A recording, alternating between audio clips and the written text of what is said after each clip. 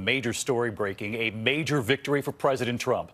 Robert Mueller's report was turned in on Friday night, and tonight, just 2 days later, the summary now from the Attorney General, who said Mueller and his team found no collusion, no conspiracy between the president or his campaign with Russia. And when it comes to obstruction of justice, Robert Mueller stopping short of exonerating the president, but the Attorney General essentially did, saying Mueller's team lacked sufficient evidence to establish the president committed that offense. Well, just in tonight, the president's first reaction just a short time ago. It was a complete and total exoneration. It's a shame that our country had to go through this. To be honest, it's a shame that your president has had to go through this before I even got elected. It began. And it began illegally. And hopefully somebody's going to look at the other side. This was an illegal takedown that failed. And hopefully somebody's going to be looking at the other side. So it's complete exoneration, no collusion, no obstruction. Thank you very much. Thank you. The president also tweeting something very similar tonight. No collusion, no obstruction, complete and total exoneration. Our cameras capturing Attorney General William Barr leaving the Justice Department shortly after delivering his summary of the Mueller report to Congress. It now, of course, sets up that battle on the Hill over how much of the Mueller report will actually be seen by the American people. And Robert Mueller himself spotted right near the White House today going to church. His work 22 months after he started is now over. So tonight, right here, our first look at what Mueller found and what he didn't. ABC's Chief Justice correspondent Pierre Thomas leading us off. After months in the shadows, today special counsel Robert Mueller before the cameras in broad daylight, walking past the White House with his wife, heading from church. Around the same time, the Attorney General leaving his home in Virginia, heading to the Justice Department, where for a second day, he and Deputy Attorney General Rod Rosenstein worked to distill Mueller's findings in a letter to Congress. At about 3:30 p.m. today, that letter went out. Barr tells Congress Mueller determined there were two main Russian efforts to influence the 2016 election. One, a social media disinformation campaign designed to sow discord.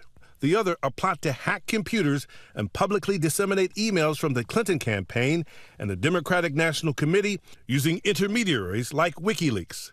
But Barr writes, the special counsel's investigation did not find that the Trump campaign or anyone associated with it conspired or coordinated with Russia in its efforts to influence the 2016 U.S. presidential election, despite, he says, multiple offers from Russian-affiliated individuals to assist. In his letter, Barr for the first time lays out the vast sweep of the investigation. Mueller employed 19 attorneys, used 40 FBI agents and experts, issued 2,800 subpoenas, and executed 500 search warrants. All in all, the special counsel's team interviewed approximately 500 witnesses. For nearly 2 years, the president dismissed it all as a witch hunt. The entire thing has been a witch hunt. It's a witch hunt. That's all it is. His relentless attacks on the investigation, including his decision to fire former FBI Director James Comey, led to questions about whether he obstructed justice. Barr says the special counsel sets out evidence on both sides of the question, noting that Mueller writes, quote, while this report does not conclude that the president committed a crime, it also does not exonerate him. Still, the Attorney General says Mueller did not draw a conclusion one way or another. But in his letter to Congress, Barr himself does draw a conclusion, writing that he and his deputy Rosenstein believe that the evidence developed during the special counsel investigation is not sufficient to establish that the president committed an obstruction of justice offense. Barr's summary today, just a brief 3.5 pages. In his confirmation hearing, Democrats making it clear they expect a lot more than that. Will you commit to making any report Mueller produces at the conclusion of his investigation available to Congress and to the public?